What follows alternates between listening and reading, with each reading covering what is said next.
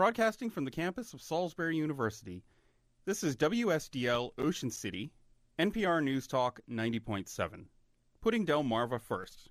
It's time for Delmarva Today with your host, Don Rush.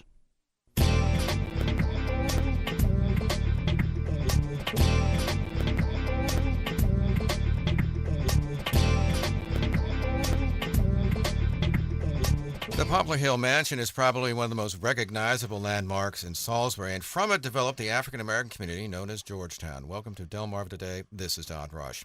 Poplar Hill Mansion grew out of a farm just outside of Salisbury owned by Major Levin Handy, who purchased 357 acres of land in 1795. Structure has seen a history that spans from the period of slavery to the expansion of the African-American community just north of downtown.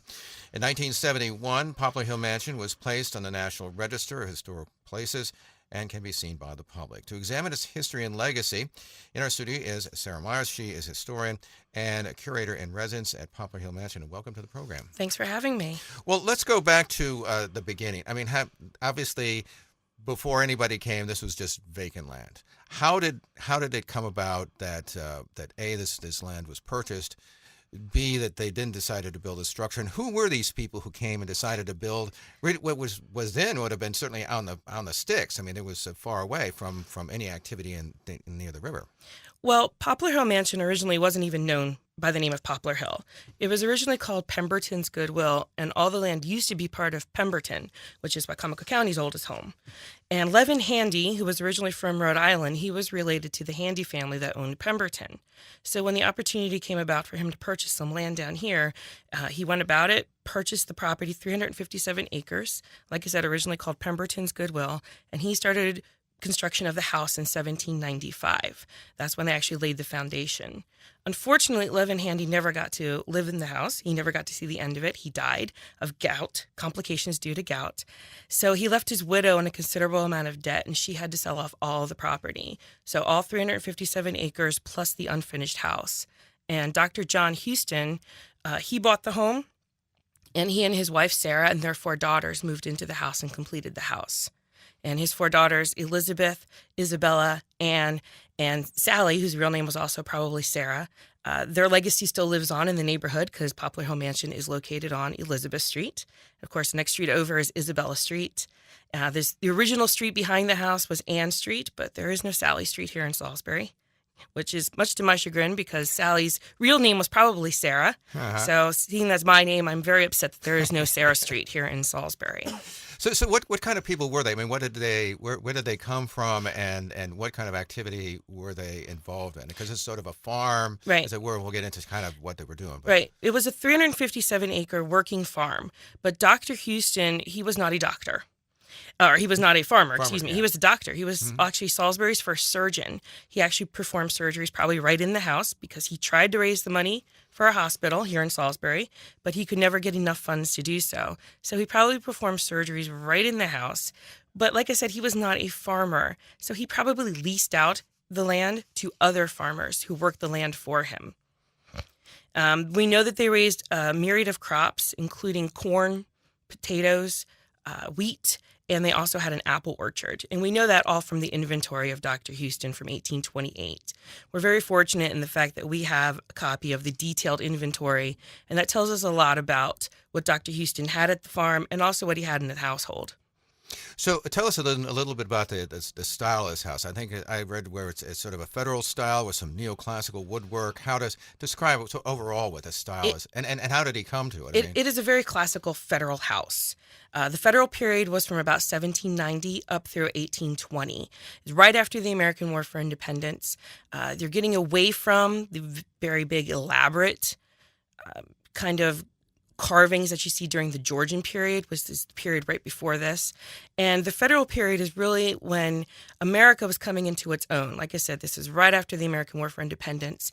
They wanted a more sophisticated look, clean lines, also very important to them. They're getting away from that ornateness of the English architecture. And so they're borrowing from this federal period of classical Greek architecture, very clean lines, very simple lines, but they're also have Greek elements in them, like columns. Like in the house, we have a main archway, which has columns. So you'll see it's that Greek influence because the Greeks, of course, were the fathers of democracy. So take us a little, give us a little sort of visual tour, as it were, so if I go in the front door. Well, first of all, when you walk up to the house, Yeah. you'll notice, first off, it's very, very symmetrical. So there's 5 openings on the front of the house. There's 2 windows on one side, 2 windows on the other side, and a center door. It's the same as the upstairs, except in the upstairs we have a big Palladian window. We actually have 2 Palladian windows in the house, one in the front and one in the rear. And our Palladian windows have been used by the Maryland Historical Society as some of the best examples of Palladian windows in the state. And we actually just had new storm windows put on all the house. So we're very excited about that as well. That was received through a grant through the Maryland Heritage Areas Authority, and that allowed us to put storm windows on all 42 windows in the house. A lot of windows. That's a lot of windows in the house. But they needed that many windows because they needed a lot of light coming in. Again, this is before electricity, so they needed big windows. And our windows are called 12 over 12, which means there's 12 panes of glass over 12 panes of glass. So smaller windows meant easier to replace in case glass broke. Larger panes of glass were hard to manufacture, so they needed smaller panes in case something broke. So again, symmetry, very, very important in federal style architecture. When you walk in the house, the floor plan is very typical. There's a big center hallway. Now, hallways in federal homes, they're more than just a passage between rooms. They're actually rooms themselves. So the center hallway is the largest space in the house. That's where they would have done entertaining, such as dancing. I like to relate it to anyone who's seen the movies based on Jane Austen's novels. You'll see that dancing, that country style of dancing. Well, they did that at Poplar Hill probably, and they probably did that in the center hallway because it's long and wide. There's also the typical floor plan of a federal home where we have 2 small rooms on one side and then a large room on the other. The large room is the large dining room that was the center of the house. Again, when they were entertaining, that's where they would have had their guests come and dine with them. We have a dining room table in that room that seats 12 people very comfortably. So it's a really large room. And there's 2 smaller rooms on the other side. You have the formal parlor.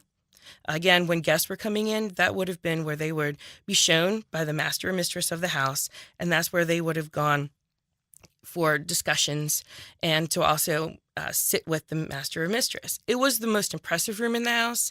It has the most ornate carvings in the house.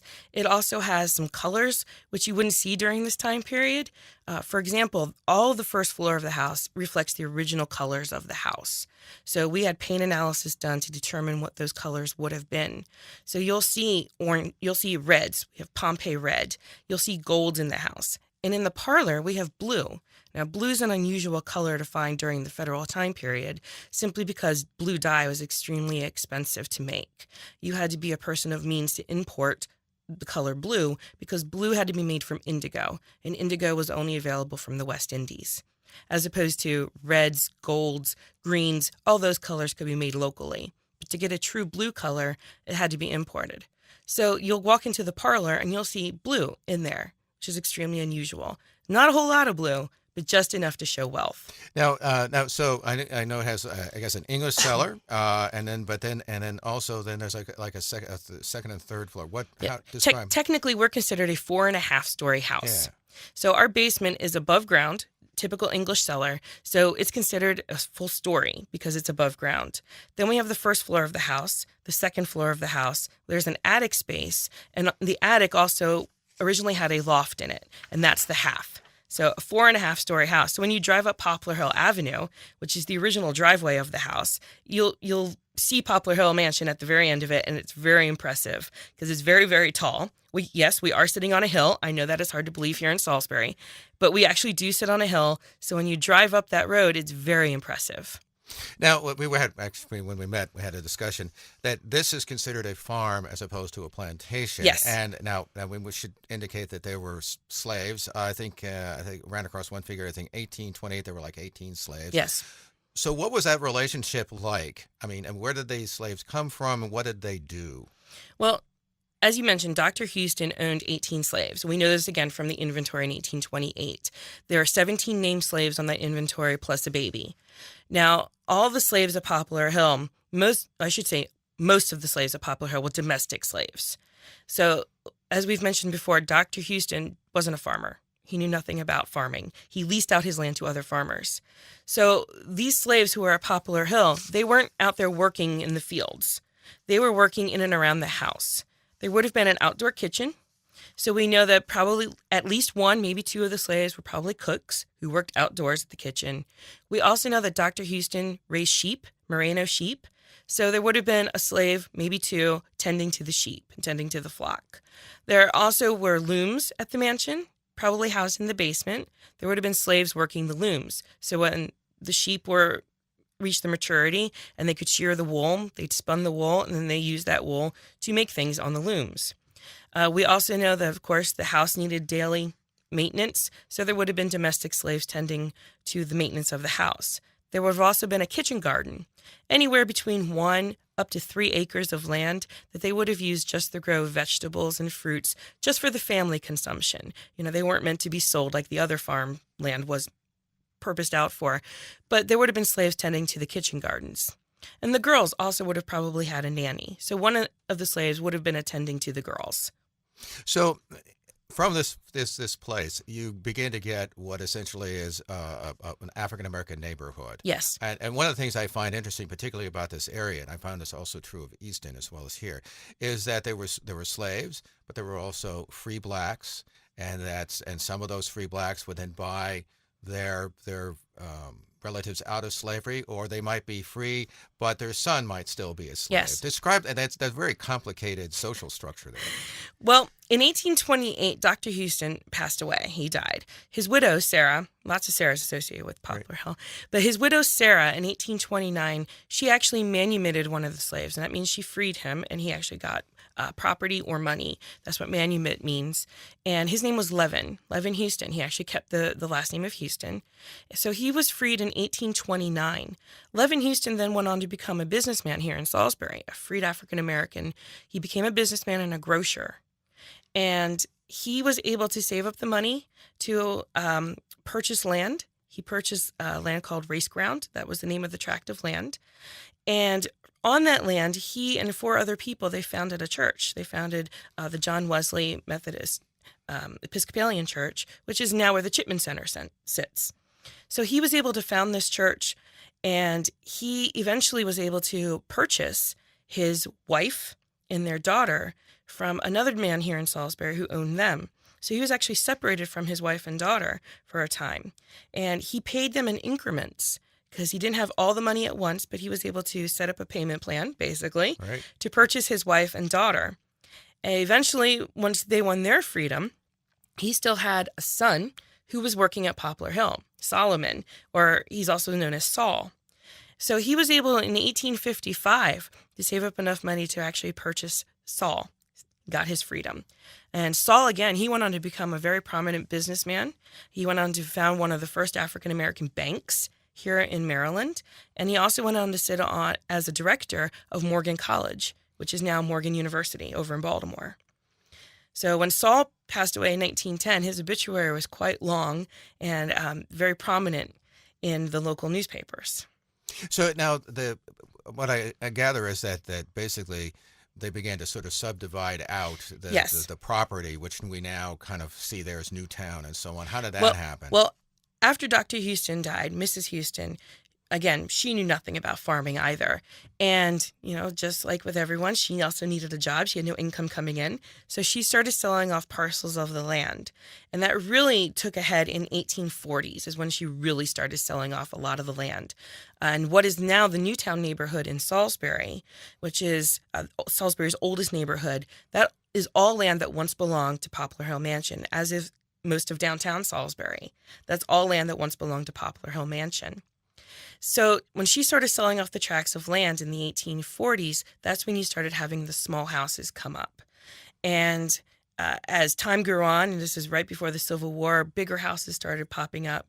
And this is really Salisbury's first suburb, is the Newtown neighborhood and all the land that once belonged to Poplar Hill, which is ironic because now we're considered part of downtown. Right. But in 1867, Salisbury suffered its first fire, and that destroyed most of downtown. Not all of it, but most of it. And it also burned some of the houses in Newtown. Well, then houses started being rebuilt, and that gave the opportunity to build bigger houses. And then the Great Fire of 1886 hit, And that destroyed all of Salisbury, with the exception of course, the courthouse and our house. We survived the Great Fire of 1886, and a few of the other homes in Newtown also survived, but not many. We were fortunate in the fact that we were a suburb, so we were far enough away from the fire that it protected our house. But by that time, the owner of the house, his name was George Waller, and Mr. Waller, he actually allowed families who had lost everything in the fire from Newtown, he allowed them to live in the basement until their homes could be rebuilt.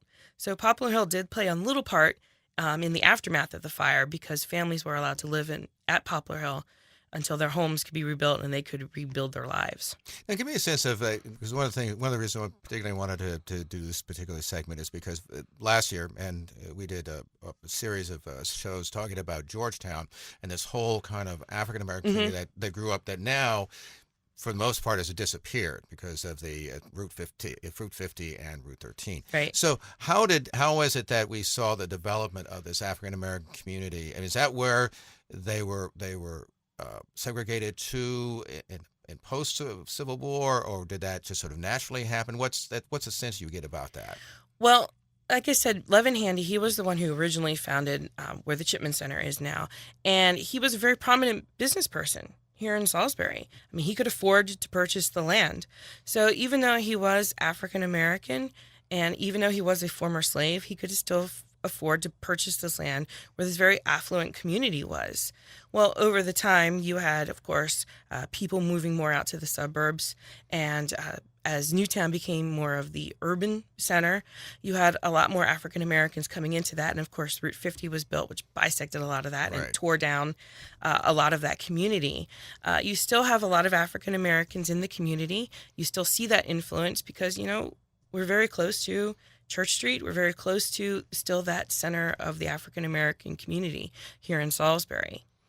So what kind of then community was it? Do you have a sense about? I mean, were they particularly attached to, at least in the early times, to the mansion itself and the activities there? Well, it was their former home. Yeah. So I mean, a lot of the former slaves at Poplar Hill Mansion, of which, by the way, most of the slaves were freed before the Civil War. The last slave was Saul. Or actually, Saul in 1855 is when he won his freedom. According to the 1850 slave schedules, we know that there were only 3 slaves left at Poplar Hill. So from 1828, at the height of the ownership of slaves of 18, up to 1850, where there were only 3 slaves left. In 1850, the only 3 slaves were an 86-year-old woman. And if we think about it in 19th century mentality, not 21st century mentality, to free an 86-year-old woman, it would have been basically very cruel, because where was she going to go? What was she going to do? And by this time, Mrs. Houston saw these people more as family rather than her slaves. And there was also a 24-year-old male who was Saul, and then the 26-year-old female. So those were the only 3 slaves left at Poplar Hill. But all the other slaves who had left, they stayed in the area because that was their family, that was their home. And actually, there's a cemetery right behind where Arby's is on Route 50. There's 2 cemeteries there, actually. One cemetery is the Potter's Field. That's where people were buried who couldn't afford a proper burial. And there's also the Houston Cemetery. Now, that's the African American Houston Cemetery. That's where most of the former slaves who were at Poplar Hill are buried. So we know that they stayed close to the area because, again, it was home to them. They had family buried there because, burials there lasted quite a while. So we know that they still maintain that sense of community in this area, still close to where Poplar Hill Mansion was and still close to where Georgetown was. Do people in Salisbury, do you think they know much about this outside of that, you have the house and so on? Right. I mean, because I know, for instance, when we were looking at sort of the Georgetown area and that kind of thing, I remember talking to a number of people who, longtime residents who were sort of vaguely, I sort of remember. How much awareness do you think there is? Not much, unfortunately, which is very sad. I think people in this area tend not to realize how much history is in Salisbury. They look to some of these really old towns from the 1600s. They'll look at Whitehaven, for example, and they'll say, wow, that's such a rich history there. But they won't think of Salisbury as having that rich history, even though Salisbury was founded in 1732. In 17 years, we're going to be celebrating our 300th anniversary here in Salisbury. That's not that far away. That's right. And I think people have really lost that sense of history here in Salisbury.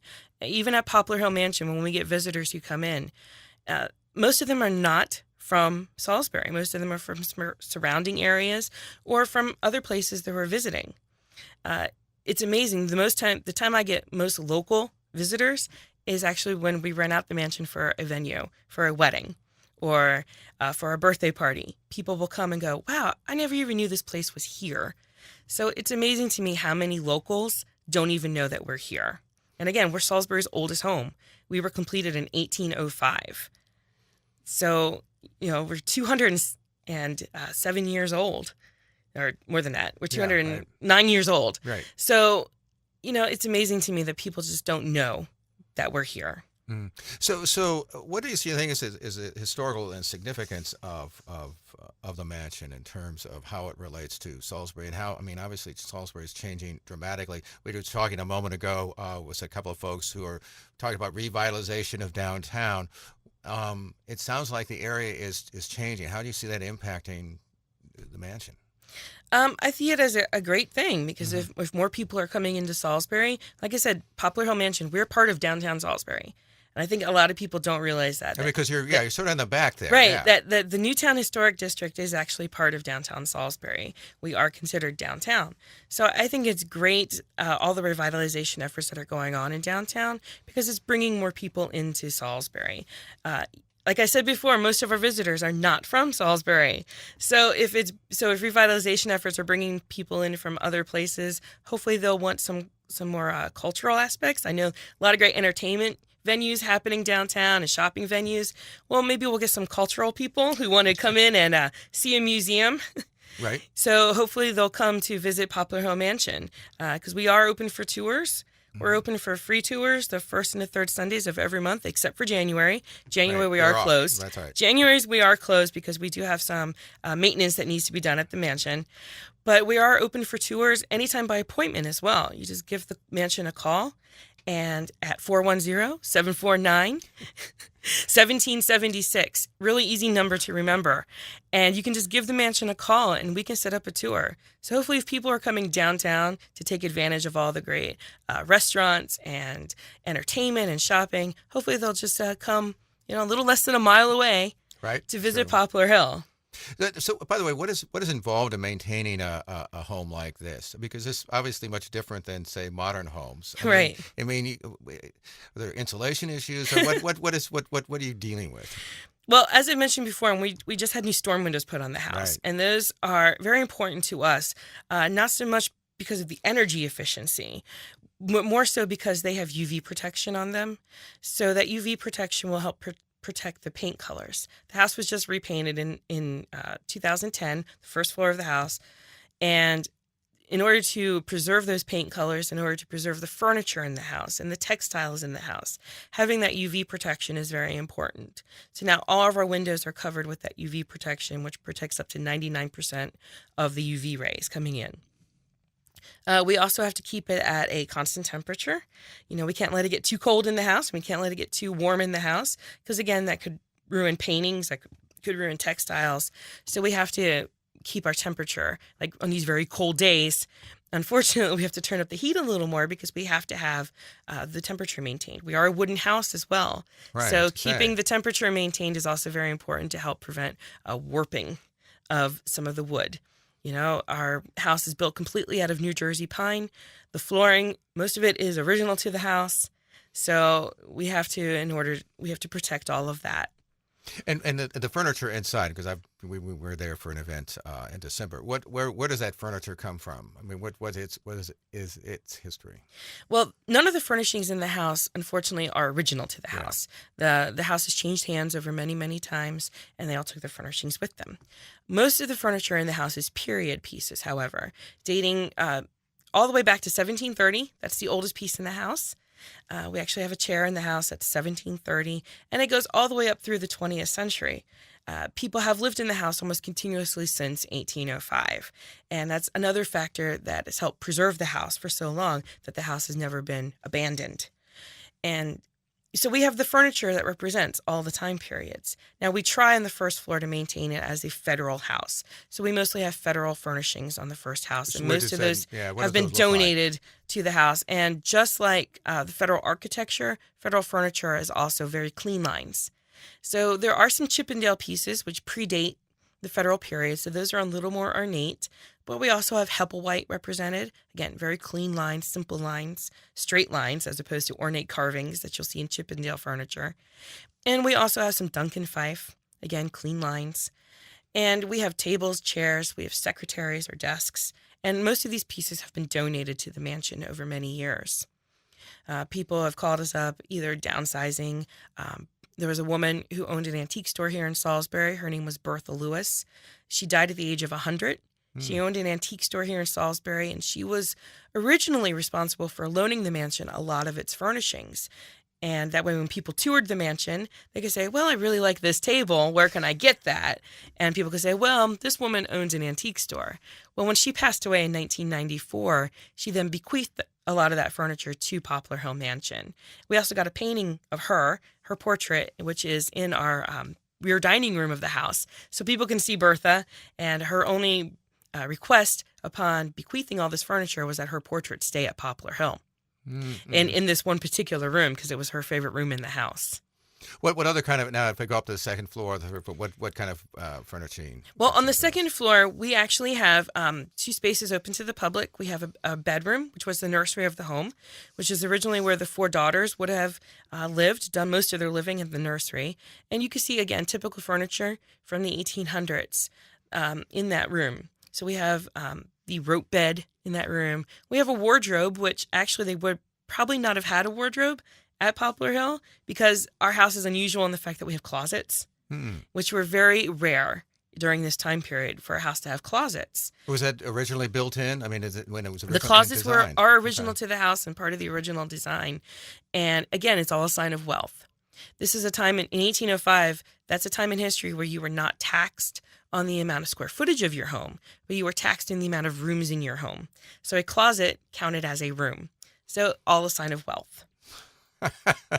So in terms of the structure, then, so if I were to go in and get a tour, then so what would I be looking? Obviously, I'd be looking, I guess, at the second floor, whatever that immediately. But you're gonna take me down to the English cellar, or what? How? Unfortunately, our cellar we don't really open up for tours, simply because it's very low clearance.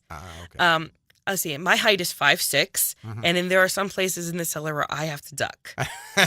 So even though it's considered a full floor and it is above ground, it's still very short. People back then were also shorter. That's an important piece to remember. In 1805, like I said, I'm 5'6". That is the average height of a man in 1805. The average height of a woman in 1805 is 5'2". But we do take people, however, up to the attic space. And when you go up to the attic space, you do get to see a new exhibit that just opened last year. And it talks about the slave quarters. Because the slaves who were at Poplar Hill Mansion, who were only domestic slaves, so the ones who worked only in the house, or Sarah, the slave who took care of the girls, she would have lived in the attic. And so we do have a space open up in the attic, which shows what a typical slave quarters would have looked like. We've been speaking with Sarah Myers. She is a resident curator as well as historian at Poplar Hill Mansion, and we appreciate you stopping by and talking with us. You're certainly welcome. Finally, we must take note of the events in Paris this week in which a dozen people were killed for something that we take for granted in this country every day: humor. We laugh at Jon Stewart and Stephen Colbert on Comedy Central, making fun of the prominent and sometimes the sacred without a second thought. But at the offices of the satirical publication, Charlie Hebdo, at least two men walked in, shooting those who would make fun of the world with their pen and ink. That is, trying to silence the idea with the barrel of a gun. Every day as journalists, we go to work knowing that we may offend someone, but safe in the knowledge that such reprisals are rare. But this week, we awoke to those who would silence our voices with violence. Thousands have gathered not only in Paris, but around the world, declaring their support for the open dialogue that we often take for granted. But those at the publication, Charlie Hebdo, gave us a very special kind of speech, that of the cartoon, that comment on the day's events and public figures that often makes us smile or perhaps even chuckle over the morning paper. To those who died this week, practicing that honored profession, we say, Je suis Charlie. This has been Delmarva Today. I'm Don Rush. Thanks for listening. This has been Delmarva Today, a production of Delmarva Public Radio. Chris Rank produces and is our audio engineer. Don Rush is your host. For podcasts, visit our website, delmarvapublicradio.net, or subscribe to the Delmarva Today podcast in iTunes. Delmarva Today can now be seen on PAC 14. To view the schedule, visit the Daily Times or visit pac14.org.